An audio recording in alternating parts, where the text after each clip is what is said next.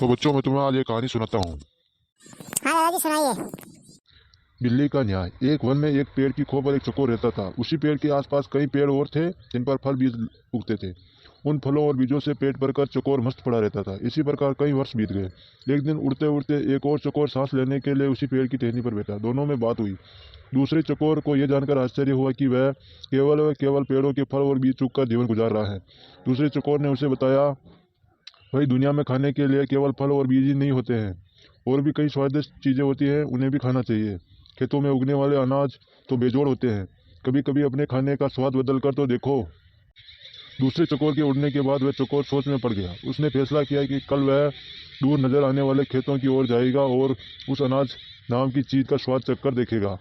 दूसरे दिन चकोर उड़कर एक खेत के पास उतरा। खेत में धान की फसल उगी थी। चकोर ने कोपले खाई, उसे वह अति स्वादिष्ट लगी। उस दिन के भोजन में उसे इतना आनंद आया कि खाकर तृप्त हो गया, वहीं आंखें मूंदकर सो गया। इसके बाद वह वहीं पड़ा रहा, रोज खाता पीता और सो जाता। 6-7 दिन उसे सुध आए कि घर लौटना चाहिए। इस बीच एक खरगोश घर की तलाश में घूम रहा था। उस इलाके में जमीन के नीचे पानी भरने के कारण उसका बिल नष्ट हो गया था। वह उसी चकोर वाले पेड़ के पास गया। उसे खाली पाकर उसने उस पर अधिकार जमा लिया और वहां रहने लगा। जब चकोर वापस लौटा तो उसने पाया कि उसके घर पर तो किसी और का कब्जा हो गया है। चकोर क्रोधित हो गया। ए भाई, तू कौन है और मेरे घर में क्या कर रहा है? खरगोश ने दांत दिखाकर कहा, मैं इस घर का मालिक हूँ। मैं 7 दिन से यहाँ रह रहा हूँ, ये मेरा घर है।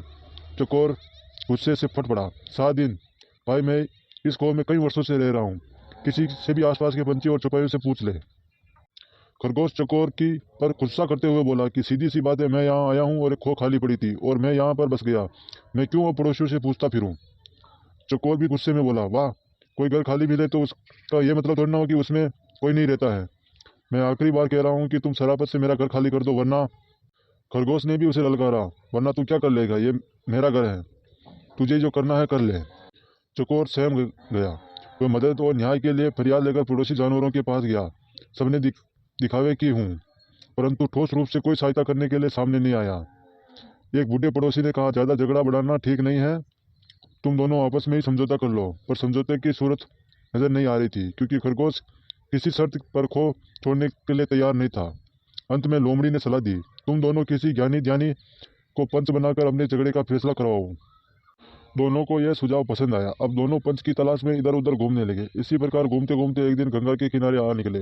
वहां उन्हें जब तब में मग्न एक बिल्ली नजर आई। बिल्ली के माथे पर तिलक था, गले में जनेऊ और हाथ में माला। मुखचाल पर बैठी वह पूरी तपस्विनी लग रही थी।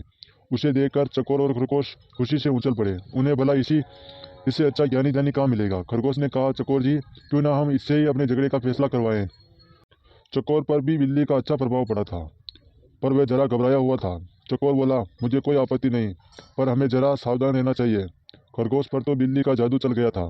उसने कहा, अरे नहीं, देखते नहीं, वो बिल्ली एक सांसारिक मोह माया त्याग कर तपस्विनी बन गई है।